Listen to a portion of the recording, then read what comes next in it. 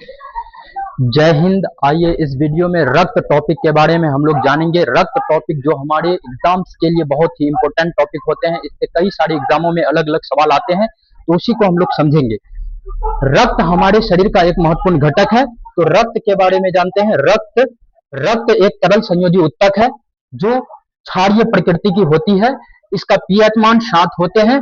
यह प्रवाह के दौरान जब हमारे शरीर में ब्लड सर्कुलेट होते हैं तो ये सभी अंगों को आपस में संयोजित करने का काम करते हैं, यानी जोड़ने का काम करते हैं। इसीलिए रक्त को तरल संयोजी उत्तक कहा जाता है। ठीक, तो उसके बाद हम लोगों को ये भी याद रखना है, रक्त के बारे में जानना और रक्त के बारे में पढ़ना को हेमेटोलॉजी कहा जाता है। और रक्त हमारे शरीर में जहां निर्माण होता है रक्त का, वो बोन मेरो में यानी अस्थि मज्जा में होते हैं।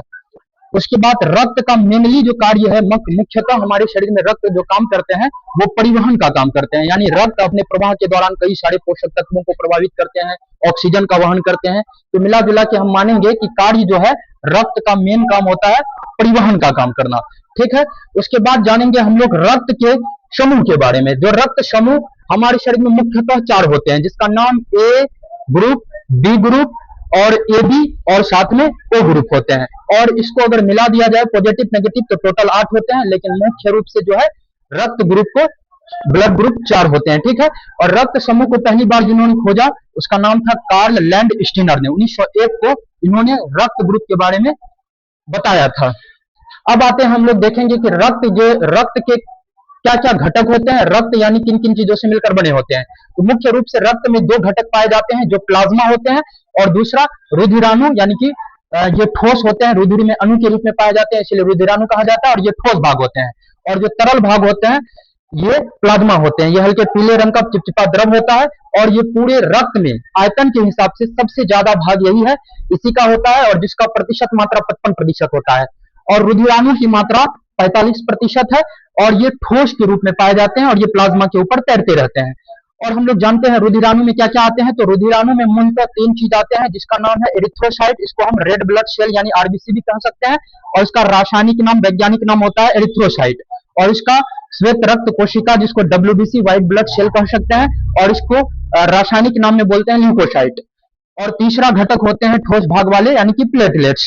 और तीनों के कार्य के बारे में जानेंगे। तो एरिथ्रोसाइट जो है आरबीसी होता है, इसमें मुख्य रूप से हीमोग्लोबिन पाया जाता है, जिसके कारण इसका रंग लाल होता है, और इसकी संख्या हमारे शरीर में सबसे ज्यादा होता है 100। एरिथ्रोसाइट जो हमारे शरीर में सबसे ज्यादा संख्या में पाई जाती है, जिसकी संख्या 50 लाख होते हैं, और इसका जीवन काल 120 दिनों का होता है। और दूसरा घटक है ल्यूकोसाइट, जिसको डब्ल्यूबीसी भी कहते हैं, और इसका संख्या हमारे शरीर में सबसे कम होती है, यानी 10,000, और इसका जीवन काल भी सबसे कम होता है, यानी 4 दिनों का। इसका 4 महीना यानी 120 दिन, और इसका जीवन काल जो है 4 दिनों का होता है। प्लेटलेट्स जिसको हम रक्त पट्टिकाणु भी कह सकते हैं, या फिर थ्रोम्बोसाइट्स भी बोला जाता है, जो कि रक्त को जमाने में हेल्प करता है। जब हमारे शरीर का कोई अंग कट जाता है ना, तो उसके बाद जो रक्त के थक्का बनने का काम करता है प्लेटलेट्स, जिसका जीवन काल 7 दिनों का होता है, और इसकी संख्या हमारे शरीर में 2 लाख होती है। और उसके बाद जो है डब्ल्यूबीसी के बारे में और जान लीजिए कि डब्ल्यूबीसी हमारे शरीर के लिए सैनिक का काम करता है, क्योंकि यह हमारे शरीर में रोगों से लड़ने के लिए, रोगाणुओं से लड़ने के लिए काम करता है। और इसके अंदर मुख्यतः 3 घटक होते हैं डब्ल्यूबीसी के अंदर, जिसका नाम एंटीबॉडी है, और एंटीबॉडी, लिम्फोसाइट, मोनोसाइट। एंटीबॉडी का काम होता है रोगाणुओं की पहचान करना, और लिम्फोसाइट का काम होता है रोगाणु को नष्ट करना, और मोनोसाइट का काम होता है रोगाणु का भक्षण करना, यानी मरे हुए रोगाणुओं को फिर जो है वो नष्ट कर देते हैं। ठीक है, उसके बाद हम लोग रक्त के बारे में विशेष तौर पे और सब जानेंगे, जैसे कि रक्त जो हमारे शरीर में सबसे ज्यादा मात्रा